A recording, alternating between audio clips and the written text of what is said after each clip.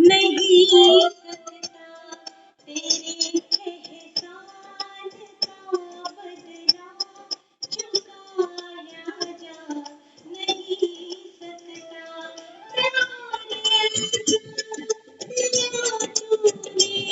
भुलाया जा नहीं सकता।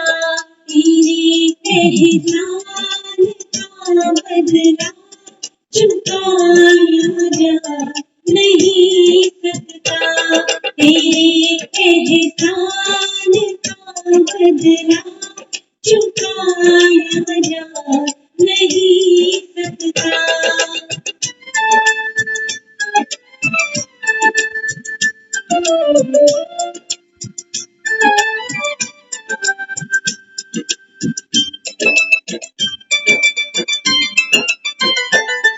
अगर मुझको न तू मिलता, बड़ा मुश्किल गुजारा था। तेरी किरणों से रोशन हूँ, तेरी किरणों से रोशन हूँ। मैं एक बेजा सितारा था। ये जीवन बिन तेरे बाबा गुजारा जा नहीं सकता।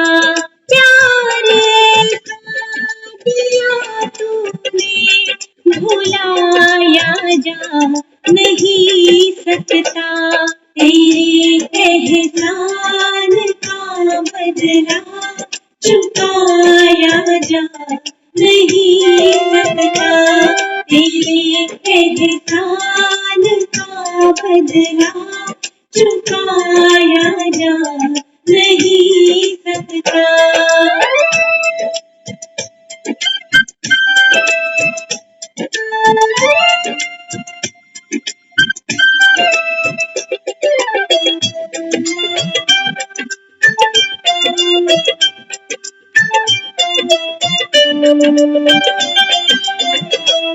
मेरी हर सांस पर बाबा महज अधिकार तेरा है।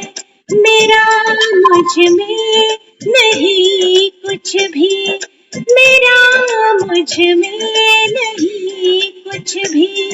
जो कुछ भी है वो तेरा है। तुझे दुनिया की दौलत से तुलाया जा नहीं सकता। प्यार दिया तूने भुलाया जा नहीं सकता। तेरे एहसान का बदला चुकाया जा नहीं सकता। तेरे एहसान का बदला चुकाया जा नहीं सकता।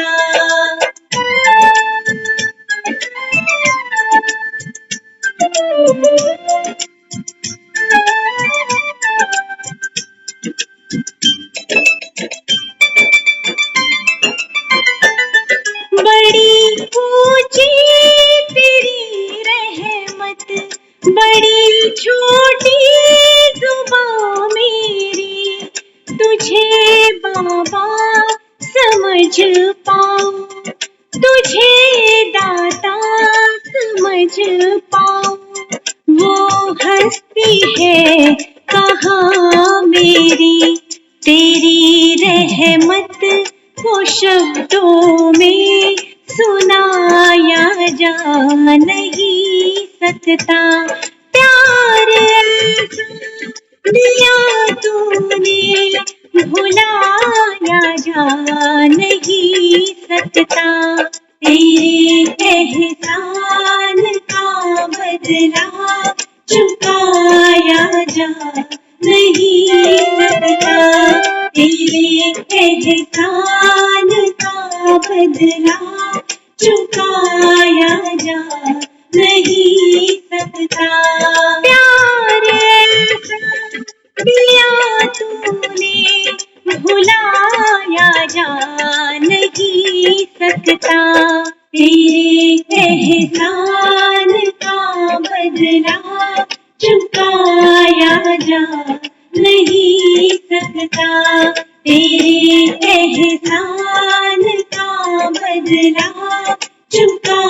चुकाया जा नहीं सकता, तेरे एहसान का बदला चुकाया जा नहीं सकता।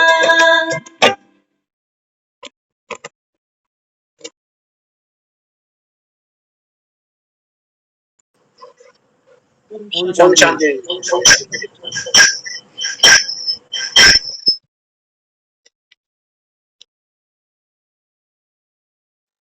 एक जीव जब इस दुनिया में आता है ना,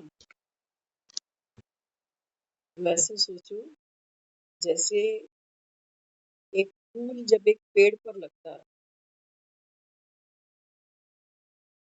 तो इसके ऊपर बहुतों का कर्जा है, बीज का, जड़ का, तने का, शाखाओं का, पत्तों का। ऑलरेडी उनका एक बड़ा लंबा संघर्ष चल रहा है और वो फूल आकर अपनी जगह पर बैठ गया। बाबा कहते हैं बच्चे, अनेक बार आज हम जब सुबह जा रहे थे वॉक पर तो नजर पड़ी, क्योंकि मौसम अभी ऐसा है कि कई पत्ते जो है ना वो पेड़ से टूट के नीचे गिर रहे हैं। उन्होंने सोचा कि ये तो हम रोज ही डिस्कस करते हैं कि पतझड़ आता है तो पत्ते नीचे झड़ के गिर जाते हैं।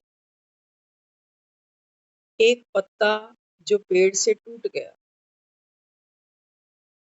आज साइंस ने इतनी तरक्की नहीं करी कि कुछ करके इस पत्ते को वापस अपनी जगह पे लगा दे।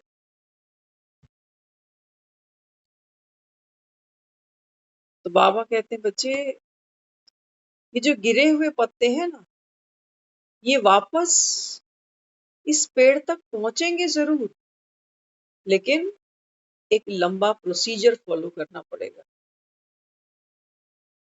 तो वहां पर एक ऐसी लेबर लगी है जो भी वेस्ट होता है ना सारा दिन का पार्क में, पत्ते जो भी सब गिरती है गंदगी, उस सबको उठाकर रिसाइकल करते हैं, इनसे खाद बनती है, फिर ये पेड़ों में जाती है, पौधों में जाती है और फिर से नए पत्ते आ जाते।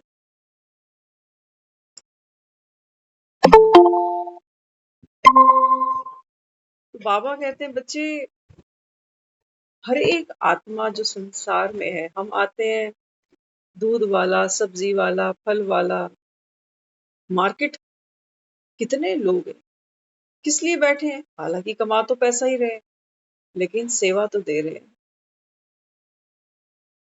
एक घर चलता है तो देखो हर एक आदमी पूरे समाज पर कैसे जुड़ा हुआ है। मकान बनाना है तो लेबर चाहिए, बिजली की फिटिंग करानी है तो इलेक्ट्रीशियन चाहिए, फर्नीचर बनवाना है तो कारपेंटर चाहिए। पूरा जीवन हम पता नहीं ना जाने कितनों का सहयोग लेते हैं। हाँ, ये बात अलग है कि पैसा देना पड़ता है, क्योंकि पेट तो सबको पालना है ना। तो भाव क्या है? सहयोग सिर्फ लेते ही जाना है, या बाबा कहते हैं बच्चे अब बेहद का देना है आपको। लिया तो बहुत है जन्म बाई जन्म, तो देना कैसे है? कल भी हम चर्चा कर रहे थे कि जब हमारा देने का पाठ खुलता है तो अंदर कोई खुशी नहीं। जैसे कल हमने चर्चा की कि अष्ट शक्तियां हमारी सखियां।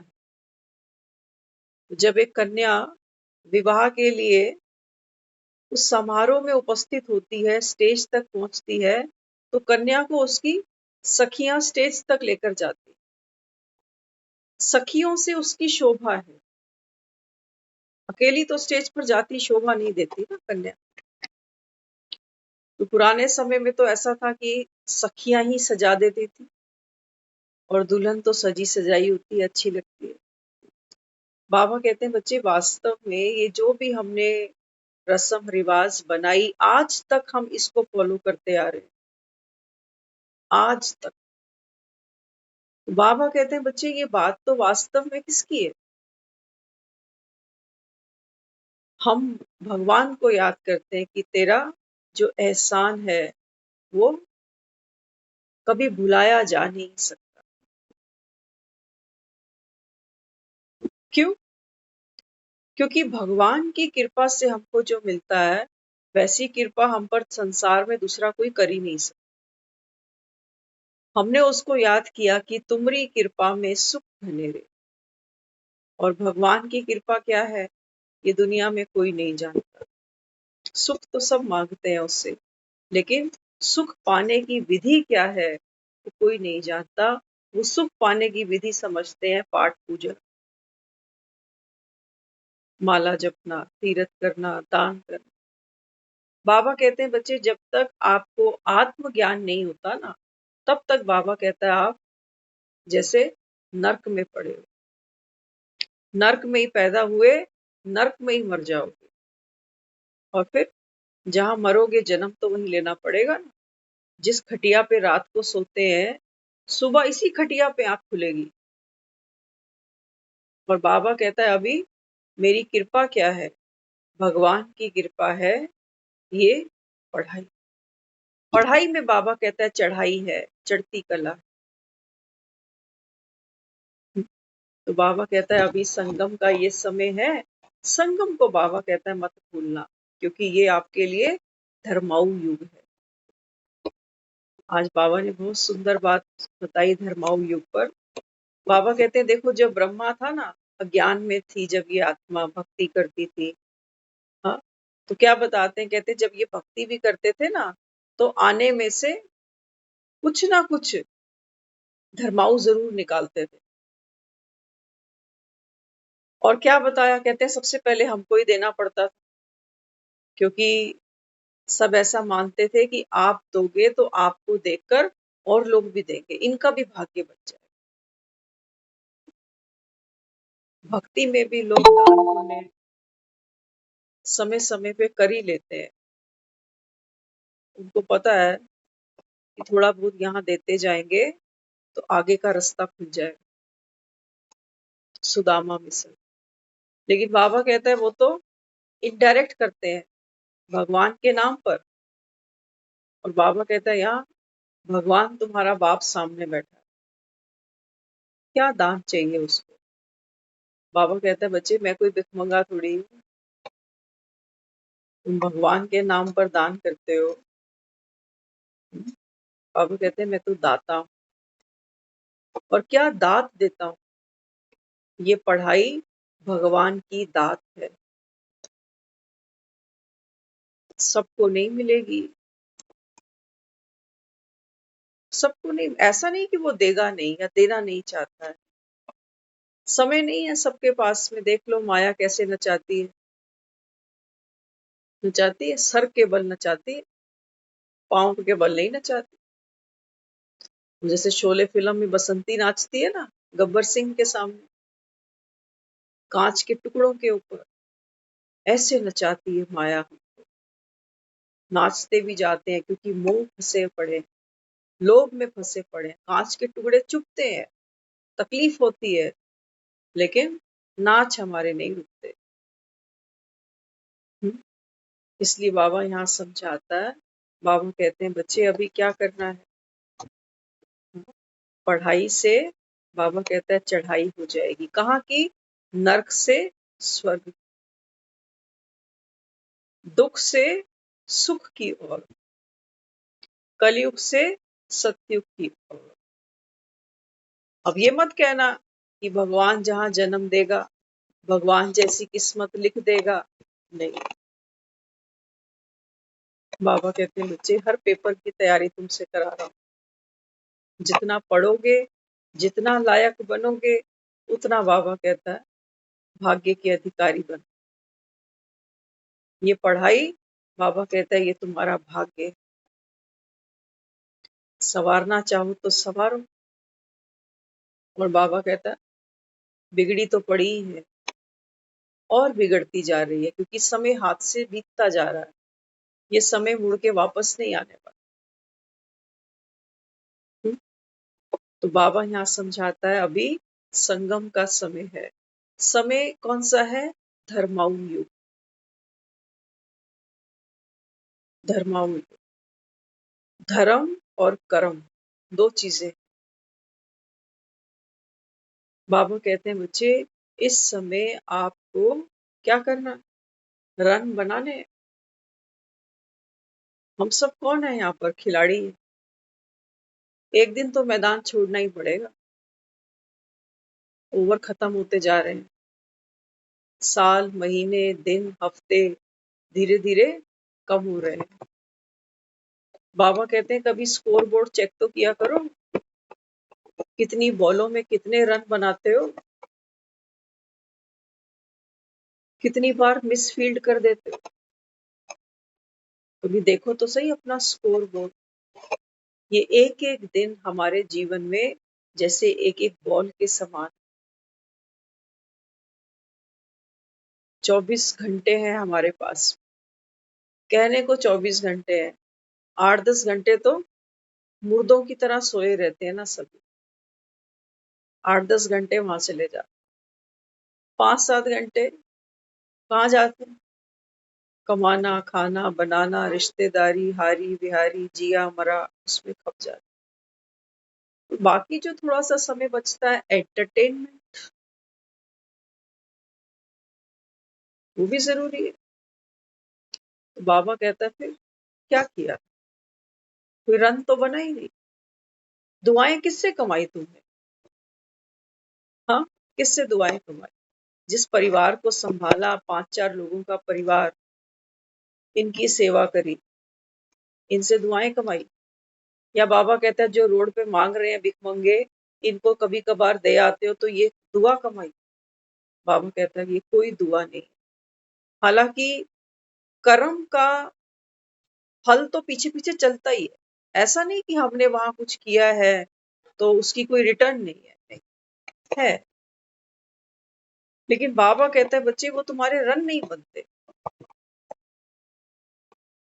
वो दुआएं नहीं है बाबा। क्योंकि क्यों दुआएं नहीं है, किसी का पेट भर देना, किसी को दवा दे देना, किसी को ठंड में कंबल पहना देना। बाबा कहते हैं बच्चे तुमने दान भी किया तो क्या किया, हाँ, विकारी बनकर विकारियों को दान किया, पतितों ने पतितों को दान किया।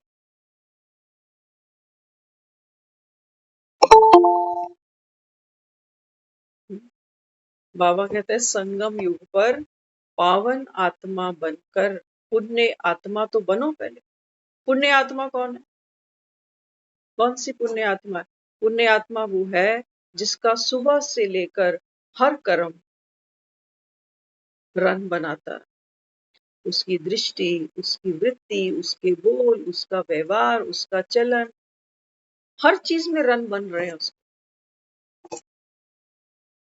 और हम कहने को 5-7 घंटे की मेहनत तो सभी करते हैं, है ना। रोटी कमाना, इसके लिए भी भाग दौड़ करनी पड़ती है। और रोटी पचाना, बैठे बैठे रोटियां नहीं पच जाती। मेहनत तो सबको करनी पड़ती है और हर जन्म में करनी पड़ेगी। देखते जाना, आज तक हमने जो भी जीवन जिया है, जो भी एफर्ट्स किए हैं, चाहे करियर को लेकर, चाहे घर परिवार को लेकर, करते करते करते हमने सिर्फ बच्चे बड़े नहीं करे, हमने विकारों का साइज वो भी बड़ा किया साथ साथ। हमारी अपेक्षाएं भी जवान हुई हैं साथ साथ, और हमारे साथ साथ ये बूढ़ी भी होती जा रही है। लेकिन ये मरती नहीं। आदमी मर जाता है लेकिन उसकी बूढ़ी अपेक्षाएं, इच्छाएं, वो अगले जन्म में फिर से जवान हो जाती। तो बाबा अपने को समझाता है बच्चे, अपनी अष्ट शक्तियां है ना, बाबा कहता है ये तुम्हारी सखियां। अभी हमने किसी को देखा थोड़ी देर पहले, हमें ये याद आ गया। एक माता जी जा रही थी, सर पर उनके कट्टा था, आटा लेके जा रही थी सर पे बिना हाथ लगाए, और दोनों हाथों में उनके सब्जियां थी। तो हमको याद आया, हम यही चर्चा तो कल कर रहे थे कि हर कन्या, कन्या क्या, हर आत्मा की बात करो, हर आत्मा देखो सखियां साथ लेके चली रही है, लेकिन अनअवेयर है, अभी ये सखियां उसकी शक्तियां नहीं है, अभी ये सखियां ऐसी हैं जैसे उसकी मजबूरियां। अभी ये कर्म करते हुए उसको जो भावना क्रिएट होती है, जो फीलिंग जनरेट होती है अंदर, वो सुख की नहीं है, वो खुशी की नहीं है, वो मजबूरी की है, वो दुख की है, वो थकावट की है, वो उदासी की है। ना देखो, हर कोई जीवन जीने के लिए एक दो को सहयोग तो दे ही रहा है। आदमी कमा के ले आता है, जो औरत है वो बेचारी, अब देखो आदमी कमा के ले आता है ना, नोट तो नहीं खाएगा, बच्चों को नोट तो नहीं खिलाएगा। एक औरत भी है जो इन नोटों से रोटियां बनाती। नोटों के ऊपर तो कोई नहीं सोएगा, बिस्तर वो बनाती है। कपड़ा जो हम रोज पहनकर चल देते हैं बाबू बन के दफ्तर, ये कपड़ा कौन धो रहा है? तो हर कोई जीवन में एक दो के सहयोग के बिना नहीं चल सकता, चल ही नहीं सकता। पग पग पर हमको सहयोग चाहिए, पग पग। शरीर में कोई तकलीफ आ जाती है, तुरंत डॉक्टर के पास दौड़ते हैं, सहयोग चाहिए, सबका चाहिए, जीने से लेकर मरने तक चाहिए। हम सोचते हैं हम पैसे दे रहे हैं ना, डॉक्टर को फीस दे रहे हैं, क्या सहयोग कर रहा है हमारा। लेकिन सोचो, कोविड में डॉक्टर नहीं मिल रहे थे, पैसा देने को तैयार थे लेकिन डॉक्टर ही नहीं थे। तो ये जो अभी हम संगम पर पहुंचे हैं, बाबा कहते हैं बच्चे, हर आत्मा पुनर्जन्म तो लेगी। तुम ये नहीं सोचना कि हमने भक्ति खूब की है तो हमको मोक्ष मिल जाएगा। भगवान को ही नहीं मिला, हमें कहाँ से मिलेगा। भगवान भी सोचता यदा यदा ही धर्मस्य, जब जब, नहीं तो कहता एक ही बार आता हूँ, लेकिन वो कह रहा है मेरे को भी बार बार आना पड़ा। यदा यदा ही धर्मस्य, हर कल्प में मुझको भी आना पड़ता है, तो मोक्ष तो इसको भी नहीं मिला, तो हम सब छूट नहीं सकते। ये जो आज हम बैठे हैं, जिन डनलप के गद्दों पर बैठे हैं, जिन सोफों पर बैठे हैं, जिन घरों में बैठे हैं ना, ये पिछले जन्म की कमाइयां हैं, और पिछला जन्म हम तो संगम ही मानते हैं बस। बाबा कहते हैं बच्चे, 63 जन्म से तो तुम विकर्म करते जा रहे हो, तो कौन सी पिछले जन्म की दुहाई देते हो मुझे कि पिछले जन्म में हमारे कर्म अच्छे थे ना, मुझे पति ऐसा मिला, मुझे बच्चे ऐसे मिले, मैंने मोती दान किए। मोती लेना कौन चाहता है? कौन से मोती दान करें? मोती दान तो सिर्फ संगम पर होते हैं, और ये है ज्ञान के सुच्चे मोती। सारे तो नहीं बैठे लेने के लिए। हाँ, बाबा कहता है तुम शास्त्र पढ़ पढ़ के, बाबा कहता है तुम सोचते हो हम तो ज्ञानी बन गए, तो बेचारे हाथ जोड़ देते हैं, कहते हैं ओम शांति वालों का हमको ज्ञान नहीं सुना। ओम शांति वाले कहते हैं कि भगवान तो सर्वव्यापी है ही नहीं। ये कितनी बड़ी निंदा कर रहे हैं भगवान की, कि भगवान को कहते हैं कण कण के अंदर नहीं बैठा हुआ। दिल को ठेस पहुंचती है। तो बाबा कहता है बच्चे चल, तेरी बात सच्ची है, अगर भगवान कण कण में है तो तेरे अंदर है ना। फिर जब तेरे अंदर भगवान बैठा है तो तू क्यों रोता है? फिर क्यों तुझे रात भर नींद नहीं आती? कहता है चिंता कर रहा हूं। तेरे जीवन में खुशी नहीं है, जबकि तेरे अंदर भगवान बैठा। तेरे मुंह से अपशब्द निकल जाते हैं, तेरे अंदर भगवान बैठा। तू लोभ करता है, तू लालच करता है, तेरे अंदर भगवान बैठा। ऐसी गंदगी में तो कुत्ता भी नहीं बैठे। कुत्ता भी कहते हैं पूंछ मारकर बैठता है साफ जगह, और हमने कह दिया कि सबके अंदर भगवान। कितने तो हैं जो हमको अच्छे ही नहीं लगते, घर में, रिश्तेदारी में, मोहल्ले में,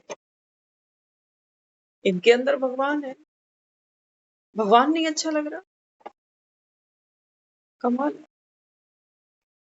बाबा कहते हैं बच्चे ज्ञान के चक्षु खोलने आया हूं तुम्हारे, लेकिन ये सर्जरी कराएंगे बाबा कहता है कोई विरले, जिसको ये पता तो हो कि मैं गांधारी हूं। आंख पर मैंने भी पट्टी बांध ली है, क्योंकि धृतराष्ट्र के साथ निभानी है। पति को परमेश्वर मान के बैठी है ये गांधारी, जो स्वयं अंधा है। बाबा कहते हैं बच्चे तुम्हारे पतियों का मैं पति बैठा, तुम्हारे पतियों पर भी कोई आंच आती है ना, तो तुम्हारा पति परमेश्वर याद मुझे ही करता है। किसकी सेवा कर रहे हो जो भगवान को भूले बैठे हो? किसकी? इसलिए बाबा कहते हैं बच्चे ये आपके लिए धर्माऊ युग। सारे कल्प में सोचो 5000 साल की हमारी ये जर्नी थी, अंतिम हमारा ये जन्म, जिसमें बाबा कहता है बच्चे 100 साल की उम्र नहीं है भी तो कोई बहुत क्वालिटी लाइफ नहीं है, खिसक रहे हैं बस। 50-60 के बाद हम तो क्या बोले, हम तो बोलेंगे 30s में लोग बीमार हैं, कमजोरी है, चलते हैं तो हांफते हैं, भागा जाता नहीं, लिफ्ट के बिना चलते नहीं, दवाएं साथ लेके चल रहे हैं, बूढ़े बच्चे जवान सभी। बाबा कहता है क्या तुम्हारे पास जो इतराते हो? थोड़ी सी पढ़ाई पढ़ो, बाबा कहता है तुमको समझ में। हाँ? तो बाबा हमको क्या ट्रेनिंग दे रहा है? बाबा कहते हैं बच्चे आप सब आत्माएं हो, हर आत्मा को जन्म बाई जन्म बाबा कहता है क्या करना पड़ेगा? आत्मिक शक्तियां ये सोई पड़ी हैं तुम्हारे अंदर, बाबा कहते हैं मैं इनको जगाने। बाकी वो जो सखियां हैं तुम्हारी, ललिता, बबीता, सीमा, कविता, बाबा कहता है ये शक्तियां नहीं है, ये माया का ही रूप है। हाँ, तो एक एक शक्ति हमारी भगवान हमको अवेयरनेस दे। अच्छा मेरी 8 सहेलियां बन जाएं, अष्ट शक्तियां माना मेरी 8 सहेलियां, पक्की, कच्ची वाली नहीं, पक्की फ्रेंड। मेरे में भी तो कोई क्वालिटी होए ना, तब तो 8 मेरी बेस्ट फ्रेंड बनी। एक को संभालना मुश्किल है आज के समय। देखा है ना, सहेलियां सबकी बनी हुई हैं, दोस्त यार सबके होते हैं, लेकिन जैसे जैसे जैसे हमारे कंधों पर बोझ बढ़ते हैं, रिश्तों के, जिम्मेवारियों के, है ना, तो ये यार दोस्त तो पीछे छूट जाते। हम इनके लायक नहीं, ये हमारे लायक नहीं, ना समय दे सकते हैं, ना खर्चा पानी कर सकते हैं इनके ऊपर, कुछ भी। और दुख सुख की तो बात ही मत पूछो, कितनों के साथ तो दुख सुख नहीं करते हम, जो मिलता है। हाँ, आज सुबह था ना मुरली में, बाबा ने कितना सुंदर वरदान दिया। बाबा कहते हैं बच्चे आपका ये अंतिम जन्म है ना, तो दोनों तंदुरुस्ती चाहिए, आत्मा की भी चाहिए और प्रकृति की भी चाहिए। हमारा तन भी बाबा कहता है तंदुरुस्त हो, लेकिन बाबा कहता है अगर मन की तंदुरुस्ती है तो तन का, बाबा कहता है कोई भी पेपर आया है ना तो क्या करेगा? हम, बाबा कहता है कर्म भोग, तुम तो इसका वर्णन करते हो बार बार कि ये हुआ वो हुआ, कर्म भोग तो हर आत्मा भोग रही है, लेकिन बाबा कहता है जो आत्मा आत्मिक शक्ति से भरपूर होती है ना, वो क्या करती है? वो कर्म योग की चर्चा करे। भोग तो सबको ही पता है, दुनिया सभी दुखी है, कोई तन दुखी, कोई मन दुखी, कोई धन दुखी। तो बाबा कहता है बच्चे तुम्हारी 8 सहेलियां हैं ना, उनको बुलाओ, आवाहन करो इन शक्तियों का। नवरात्रों में तुम इन्हीं शक्तियों का आवाहन करते हो, तो क्या करना पड़ेगा कि ये 8 सहेलियां मुझे वापस मिल जाए मेरी। तो उसके लिए पहले तो चाहिए क्यों सहेलियां? बाबा कहते हैं बच्चे, अनेक जन्मों में अनेक आत्माएं आपके संबंध संपर्क में आएंगी। इन्हीं से ही बाबा कहता है, इन्हीं आत्माओं से ही तुम्हारी सुख की कड़ियां भी जुड़ेंगी और दुख की कड़ियां भी जुड़ेंगी। तो अगर इस अंतिम जन्म में बाबा कहता है आप इन सबको सुख देते चलोगे, तो बाबा कहता है फिर जो जमा होगा वो मिलेगा। दुख देते जाओगे तो बाबा कहता है जो जमा करोगे वो मिलेगा। तो गेम का जो रूल है संगम पर, बाबा हमको पढ़ाई पढ़ा रहा, एक नए कल्प की तैयारी करा रहा। तो गेम का पहला पहला रूल क्या है? सोल कॉन्शियस बनना। तब ये 8 सहेलियां मेरी तरफ कशिश करेंगी। कशिश होनी चाहिए। फ्रेंड्स क्यों बनते हैं कोई? क्योंकि आपस में सिमिलैरिटीज होती हैं। टेस्ट एक जैसा होगा, विचार एक जैसे होंगे, सोच एक जैसी होगी, आदतें कहेंगे इनकी एक ही जैसी, तो बन जाते हैं सहेली, दोस्त। बाबा कहते हैं बच्चे, ये अष्ट शक्तियां आपके नजदीक, आपके समीप कब आती है? सबसे पहले बाबा कहता है जब आप सोल कॉन्शियस बनते हो तब। चैलेंज सिर्फ ये नहीं है कि लड़की ससुराल जाएगी बस ना, ये सारी दुनिया बाबा कहता है आपके लिए क्या है? ये क्रिकेट का मैदान है तुम्हारा। तो लड़की को दुआएं सिर्फ वहां नहीं कमानी कि माँ बाप का नाम ना डुबो दियो कहीं, कि कौन से खानदान से आ गई पता नहीं। बाबा कहता है तुम्हारा खानदान कौन सा है? निराकारी आत्माएं, निराकारी बाप के बच्चे। बाबा कहता है ये तुम्हारा खानदान। इससे ऊंचा कोई खानदान है दुनिया में? भगवान से ऊंचा कोई है? तो हम इस खानदान के बच्चे हैं, हम सब। कितनी बड़ी भाग्य की बात। हाँ? तो बाबा कहते हैं बच्चे किसी भी अखाड़े में खड़े हो जाओ, सोचो, एक बार सोच के देखो, कॉन्सेप्ट को जितना हम सरल समझेंगे ना, उतना करने में हमको सहज हो जाएगा। हम सब एक ऐसे समाज में आज बैठे हैं जहां प्रैक्टिकली हम सब अनुभव करते हैं कि जब पराई लड़की हमारे घर में आती है और हमारी लड़की पराए घर में चली जाती है, तो सारी जो व्यवस्था है घरों की चरमरा जाती है। होता है ना? पराई लड़की हम चाहते हैं हमें सुख दे, उसकी श्रद्धा नहीं है। और हमारी बेटी जहां गई वो चाहते हैं ये सुख दे, वो उसकी श्रद्धा नहीं है। उसका मोह पीछे है माँ बाप में कि मेरे माँ बाप दुख ना पाए। और ये जो लड़की मेरे घर में आ गई, ये सोचती है मेरे माँ बाप दुख ना पाए। है खुद दोनों बाहर, खुद सुख दे नहीं पा रही, और दुआ ये करते हैं कि मेरे माँ बाप पीछे से दुख ना पाए, ना भाई के हाथों से, ना भाभीियों के हाथों से। दर्द है ना ये बड़ा जबरदस्त दर्द है। आजकल तो फोन आ गए, हर 2 मिनट की खबर उठा लेते हैं। क्या खाया, क्या बनाया, किसने क्या बोला, क्या किया, चीज, और उतना दुख पा रहे हैं। ये मजे की बात है, उतना दुख पा रहे हैं। ये अष्ट शक्तियां हर समय साथ लगी पड़ी, ये नेगेटिव अष्ट शक्तियां हैं हमारी। बार बार घर का भेद किसी को देना, हर कोई अपनी बुद्धि से चलता है, अपनी बुद्धि से डिसीजन लेता है कि फलाना ऐसा है तू ऐसा कर ले। ये बिगाड़ खाता कराने वाला कोई और है, लेकिन बिगाड़ हम ही रहे। आज ये जो भी रिश्ते हमको मिले हैं, ये कल को इनका रूप बदल जाएगा, ढांचा बदल जाएगा, कल को हमको सफर होना पड़ेगा। इसलिए बाबा ने क्या कहा?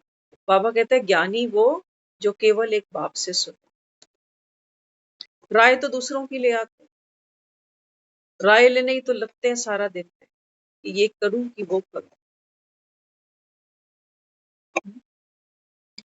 तो आत्मा से पाठ है। सोचो, हर कोई,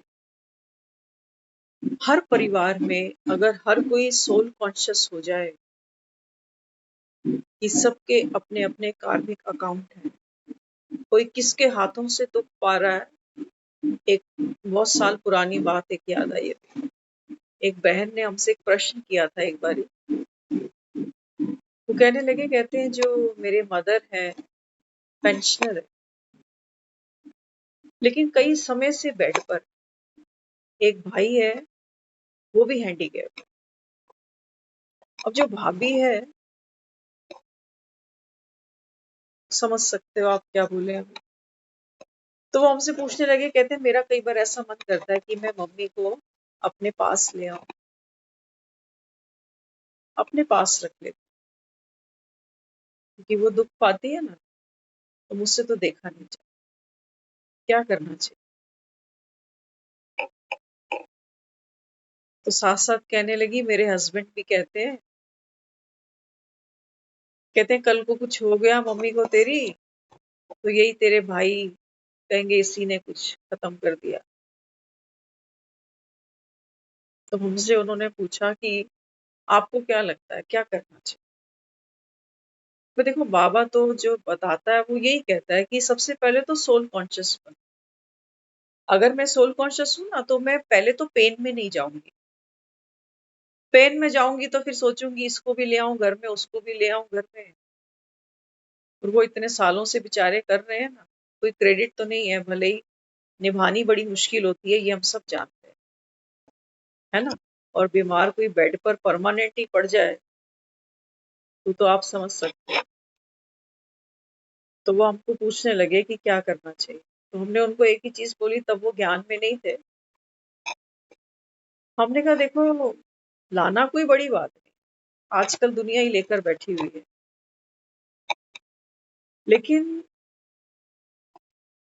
वो जो पराई लड़की आपके घर में है, जिसको भाभी कह देते हो, और एक आपकी मदर है, ना ज्ञान तो ये कहता है हर आत्मा का एक एक कार्मिक अकाउंट है, भोगना है।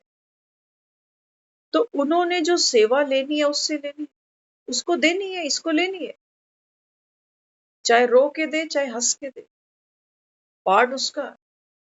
आप जब बीच में घुसते हो ना किसी के, क्योंकि समाज का नियम ऐसा ही है कि जो माँ है ये बेटे के साथ रहती है, ऐसा नियम है हमारी सोसाइटी में। हाँ, आजकल हम कुछ भी कर जाते हैं, पैसा हाथ में हो तो कुछ भी कर जाओ। पहले माँ बाप भी बेटियों के घर नहीं रहते थे, लेकिन आजकल वो भी चले जाते हैं, क्योंकि सबको ये लगता है कि दिन अच्छे बीतने चाहिए, चाहे इधर बैठे चाहे उधर बैठे। बेटियों को हिस्सा तभी तो निकाल के दे रहे हैं, ऐसे थोड़ी। बेटियों पे भरोसा ज्यादा। तो हमने उनको एक ही चीज बोली, मैंने कहा देखो, सिचुएशन तो हमको दोनों जगह फेस करनी है, चाहे ये भाई के पास है चाहे ये मेरे पास है। डाउनफॉल में तो जाना है उनको, हेल्थ इश्यूज और बढ़ के सामने आएंगे, और लास्ट में क्या होगा ये भी हमें पता है। ट्रॉमा तो हमको फेस करना पड़ेगा, सबसे पहले उसके लिए प्रिपेयर, कि मेरे अंदर वो पावर हो। अब जब मेरे अंदर पावर है, तो मेरी माँ, ये भी क्या है, बाबा कहते हैं ना, देहधारियों से ममत्व भी क्या करता है, ये हमारी कर्म भोगना है। जितना हमारा ममत्व है ना किसी से, ये दूर बैठे भी मैं भोग रही हूँ। ये मेरी मम्मी, मेरी मम्मी, मेरी मम्मी है, नो डाउट, लेकिन मम्मी जिस पीड़ा से गुजर रही है, कम से कम मैं अपने आप को उस दुख से उबार सकूं और फिर उनके लिए कुछ कर सकूं। आज की मुरली में स्लोगन था, सेवा हो, दिल से हो, दिल से सेवा हो। और कैसे सेवा हो? बाबा ने कहा दिल से भी सेवा हो, और सेवा होनी चाहिए प्यार से। दिल से सेवा मतलब क्या? अपनों की सेवा तो हम कहेंगे हम दिल से ही कर रहे हैं, झूठे मन से थोड़ी कर रहे हैं। लेकिन दिल से सेवा का मतलब क्या है? बुद्धि से। बाबा कहता ना, सच्ची दिल पर साहिब राज।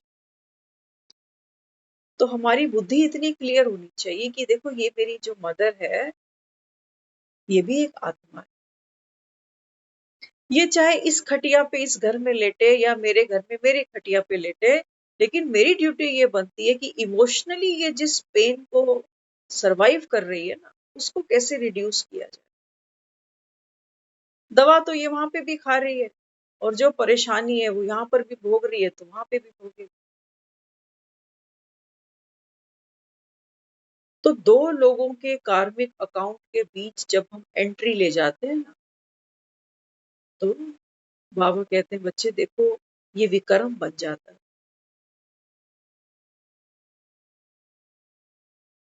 कोर्ट में जाती है दुनिया,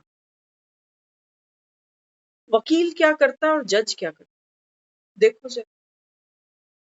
लोगों के मैटर्स हैं, टेबल पे रखते हैं, इश्यू सामने रखते हैं कि इसने ये किया, उसने वो किया, लेकिन वो खुद न्यूट्रल।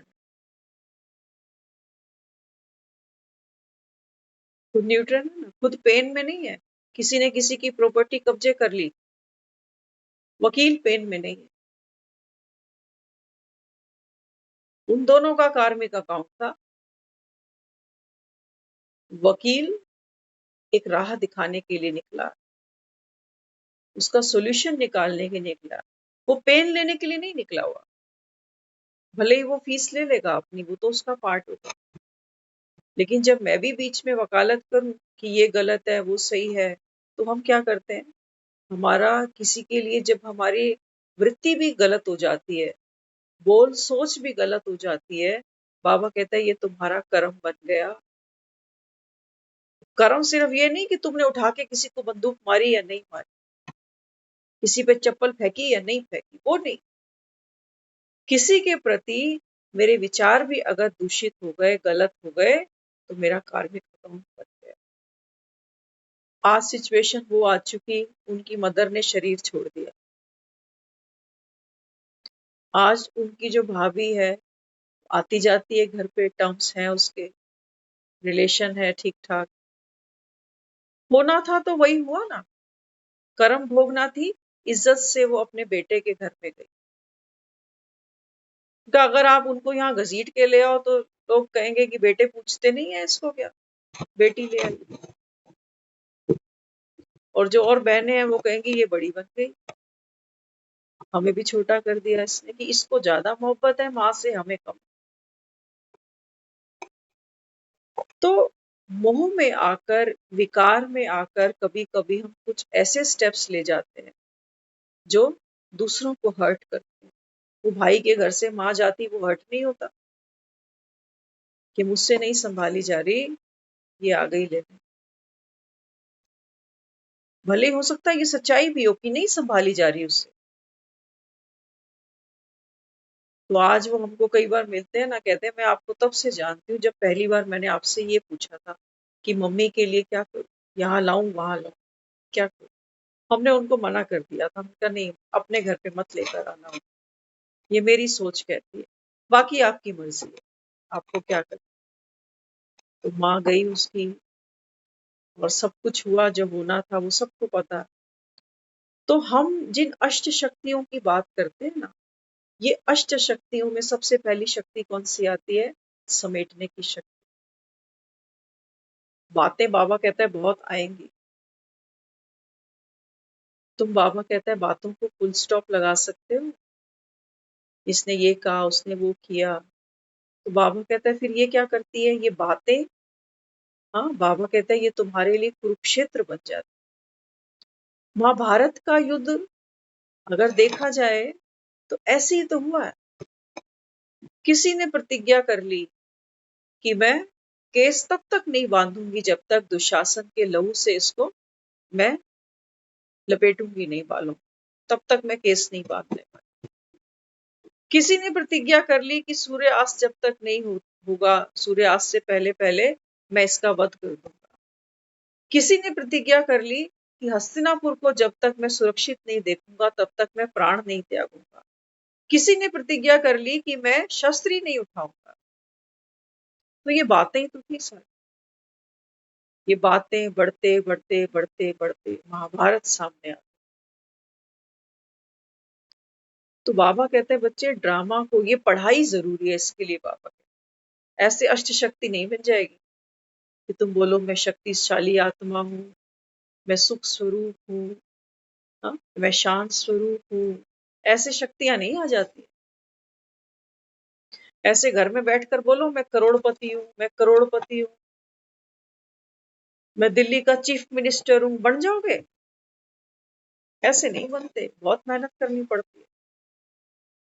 तो अष्ट शक्तियों को भी अपने अंदर समावेश करने के लिए हमको सबसे पहला जो रूल है वो क्या है? Soul conscious. सोल कॉन्शियस होंगे तो ये शक्तियां हमारे नजदीक आएंगी, क्योंकि सूक्ष्म शक्तियां हैं। आत्मा भी कैसे बने? सूक्ष्म स्वरूप बने, तब इन सखियों का आपस में मिलाप हो सकता है। तो सबसे पहली शक्ति कौन सी है? बाबा कहता है अभी तक तुमने जो कुछ सुना मेरे बारे में, अपने बारे में, दुनिया के बारे में, बाबा कहता है इन सबको भूल जाओ। तब बाबा कहता है तुम्हारे अंदर क्या होगा? शक्ति क्या है? हमने माँ को शक्ति माना है, अभी नवरात्रे आ रहे हैं ना, तो माँ को हमने क्या कहा? माँ शक्ति स्वरूप है। तो शक्ति कोई फिजिकल ऐसी नहीं कि साड़ी लपेटे हुए कोई शेर पर बैठी है कहीं। बाबा कहता है आप एक एक शिव की शक्ति हो। अष्टभुजाएं दिखाई हैं माँ को, माना पूरी 8 सहेलियां इसके कितने नजदीक हैं, इतने जैसे हमारे बाजू। 2 बाजू है ना हमारे पास, कितना काम करते हैं 2 हाथों से। कर्म करती है आत्मा इन भुजाओं से, लेकिन कर्म कैसे कर रही है? उल्टे, क्योंकि सोल कॉन्शियस नहीं है, बॉडी कॉन्शियस है।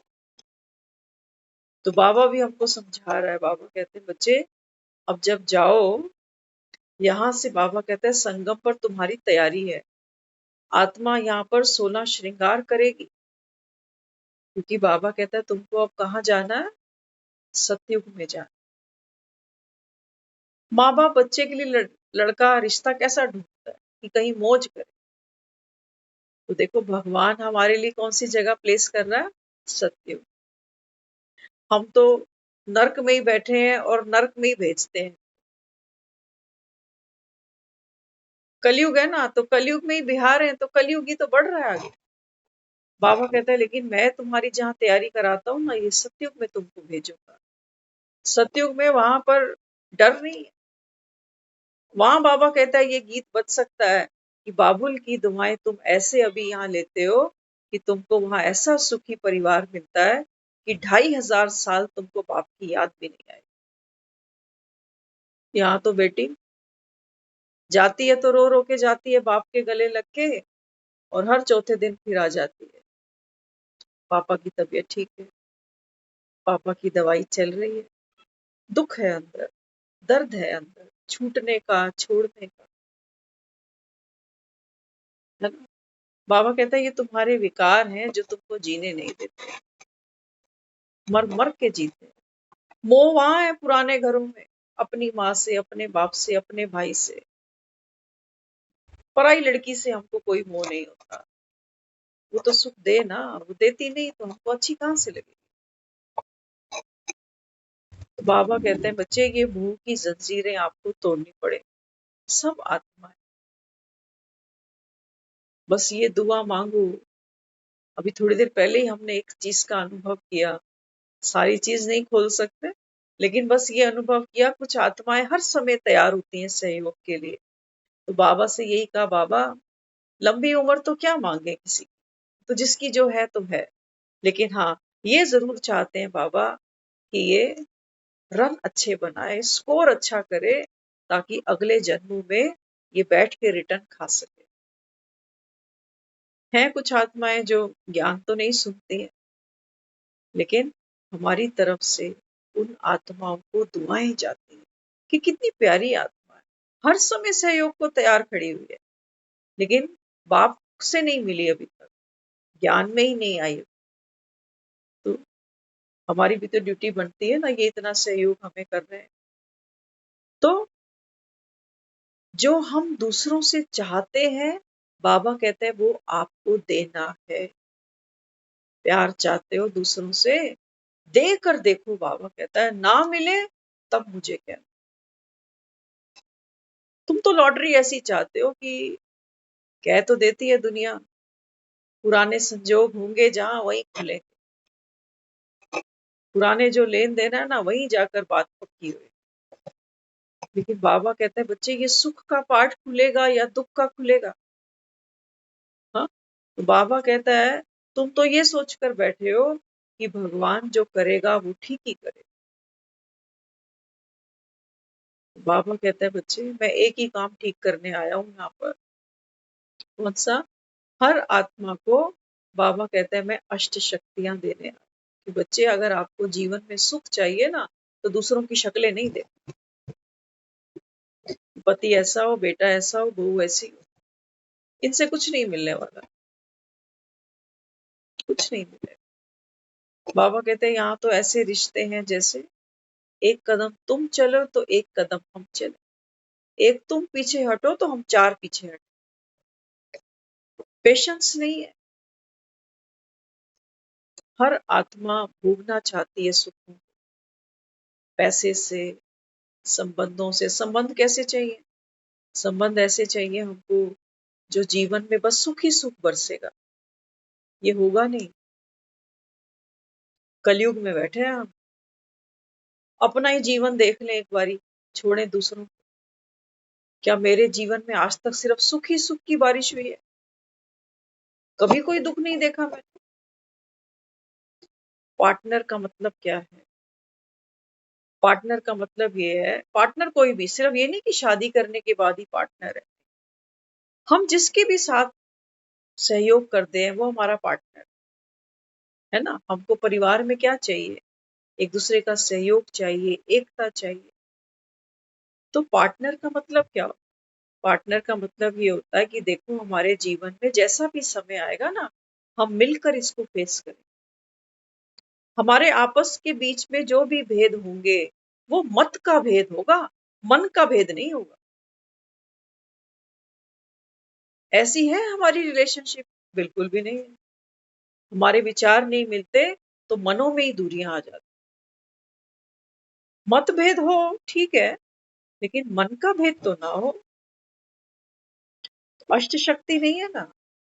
तो इसलिए जब किसी से हमारे विचार, संस्कार, स्वभाव नहीं मिलता तो हम दुख पाना शुरू करते हैं कि मैंने क्या सोचा था और देखो हुआ क्या। कॉल को म्यूट कर दो, कॉल को म्यूट करो। हंसो नहीं अभी, अभी पढ़ाई का समय है। हाँ, तो इसलिए सबसे पहले बाबा ने हमको क्या समझाया? अष्ट शक्तियां हमको चाहिए, क्योंकि आत्मा बार बार पुनर्जन्म में जाएगी, डैम श्योर जाएगी ही जाएगी। तो इसलिए बाबा कहता है बच्चे सबसे पहले सोल कॉन्शियस बनो। सोल कॉन्शियस बनते हो, बाबा कहता है बीती को बिंदी लगा। अब वो सब नहीं देखो, हम क्या करते हैं, हम दुनिया देखते हैं, हाय फलाने के साथ ऐसे हुआ, उसके साथ ऐसे हुआ, कहीं मेरे साथ तो नहीं हो जाएगा। ये अनुमान, ये डर, ये हमारी शक्ति को चूस लेता है। वो सहेली आएगी ही नहीं साथ, क्योंकि सहेली कौन है? एक मेरी सहेली कौन सी है? अभय। उसका नाम ही है अभय। उसको काल का भी डर नहीं। और मैं यहाँ छोटी छोटी बात पे डरूं कि कहीं ऐसे तो नहीं होगा, कहीं वैसे तो नहीं होगा, तो वो सहेली मेरे पास कभी नहीं आई, कभी नहीं। एक गाड़ी होती है ना, तो गाड़ी में आप देखते हो चार टायर होते हैं, एक स्टपनी होती है, सेम साइज की होती। ऐसा तो नहीं होगा कि ट्रक के अंदर हम जो टायर फिक्स करेंगे वो किसी और गाड़ी का लगा सके, नहीं चलेगा। तो शक्तियों को अपनी जीवन में यूज करने के लिए हमको क्या चाहिए? हमारी अपनी स्थिति कैसी होनी चाहिए? अचल अटूट। परिस्थितियों से तो नहीं घबराओ, रोड पे स्पीड ब्रेकर भी आएगा, गड्ढे भी आएंगे, लेकिन टायर घबरा थोड़ी जाएगा, शक्ति थोड़ी घबरा जाएगी। तो बाबा कहते हैं बच्चे, अचल अडोल भव, आत्म अभिमानी भव। ये कल्प कल्प भी मैंने अपने जीवन में ये चैलेंज पहले भी देखे हैं, फेस किए हैं, विक्ट्री पाई है, अभी भी पानी है, हुई पड़ी। तो घबराओ नहीं, शक्तियां है ना। कहते हैं कोई घोड़ा पाल ले तो चारा तो खिलाना पड़ता है ना, होता है ना, कोई घर में पेट ले आते हैं तो देखभाल तो करनी पड़ती है ना। तो शक्तियां भी हमारे पास तब रुकेंगी जब शक्तियों की हमको पेटा भराई करानी पड़े। जैसे घोड़े को हम चारा डालते हैं, शक्तियों को भी चारा डालना पड़ेगा तब रुकेंगी। सहेली मेरे पास आए और सहेली की आवा भगती ना हो, बन जाएगी बात? नहीं बन। तो शक्ति भी कहाँ रुकेगी? जहां उसको खुराक मिले। और खुराक क्या है शक्तियों की? मेरी स्वयं की स्थिति powerful, made for each other, made for each. तो इसलिए बाबा कहते हैं बच्चे फिर क्या करना है? जब मैं बॉडी कॉन्शियस से सोल कॉन्शियस पे शिफ्ट कर जाती हूँ, समेटने की शक्ति मेरे पास है, मैं अचल अडोल हूँ, तो उस समय बाबा कहता है फिर शक्तियां, शक्तियों को खर्च करना। लेकिन बाबा कहता है ये शक्तियां खर्च कहाँ करनी है? व्यर्थ खर्चा तो नहीं कर दोगे कहीं? तो बाबा कहता है जब आप ज्यादा सोचते हो, ज्यादा बोलते हो, तो बाबा कहता है फिर ये शक्तियां विदाई ले लेती है। सहेलियां तो आपस में बहुत बातें करती है, चुप ही नहीं होती। लेकिन बाबा हमको राज की बात बता रहे हैं। बाबा कहते हैं बच्चे जब जब आपका मन विचलित होता है, जब जब बाबा कहता है आप सोचते बहुत हो, बोलते बहुत हो, बाबा कहता है फिर ये शक्ति विड्रॉ हो जाती है। ये सहेली गई। एक सहेली को घर पे बुलाते हैं ना, तो पूछते हैं पहले क्या खाना है, क्या पसंद है तुझे? तो सहेली कहेगी मुझे बैंगन का भरता पसंद है। तो नहीं भी खाती होगी तो बनवा लेगी कि मम्मी बना दे, आज तो फ्रेंड आ रही है मेरी।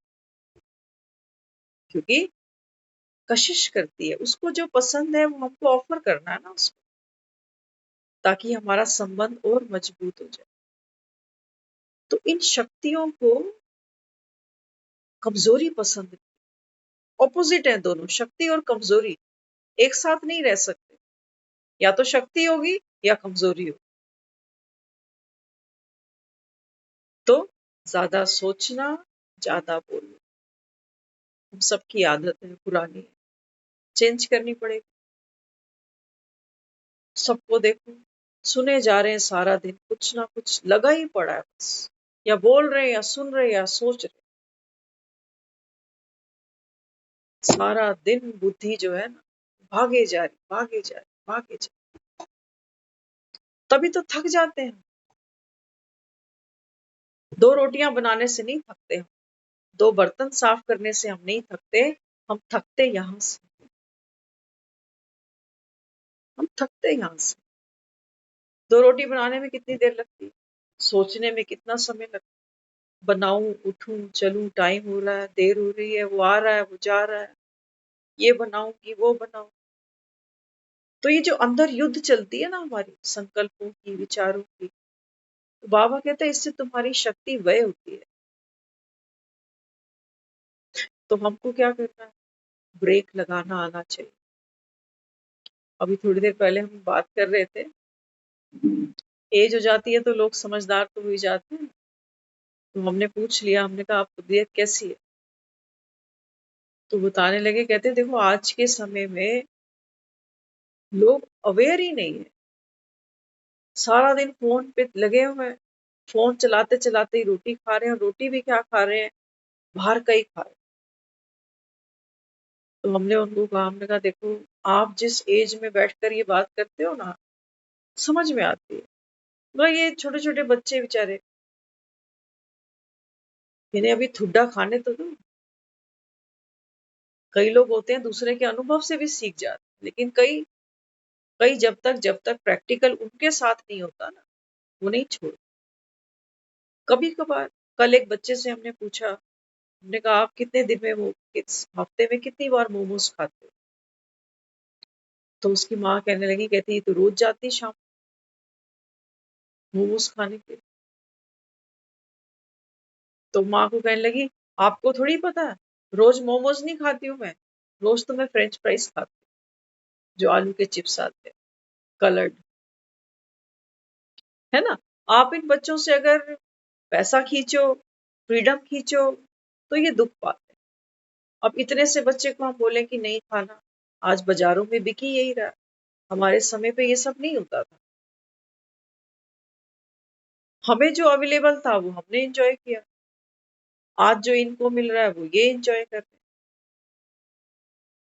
और बाबा यहाँ क्या समझाता है, बाबा कहते हैं बच्चे शुभ वृत्ति रखो, डांटने से, मारने से कोई नहीं सुधरता, सुनना ही नहीं चाहते हो, सुनेंगे, सुधरेंगे क्या खा।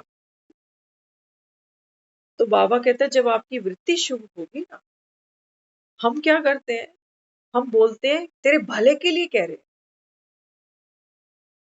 इंटेंशन क्या है कि मेरे बच्चे को कोई नुकसान नहीं हो जाए, तेरे भले के लिए डांट रहा हूं तुझे। वाइब्रेशन कैसी है।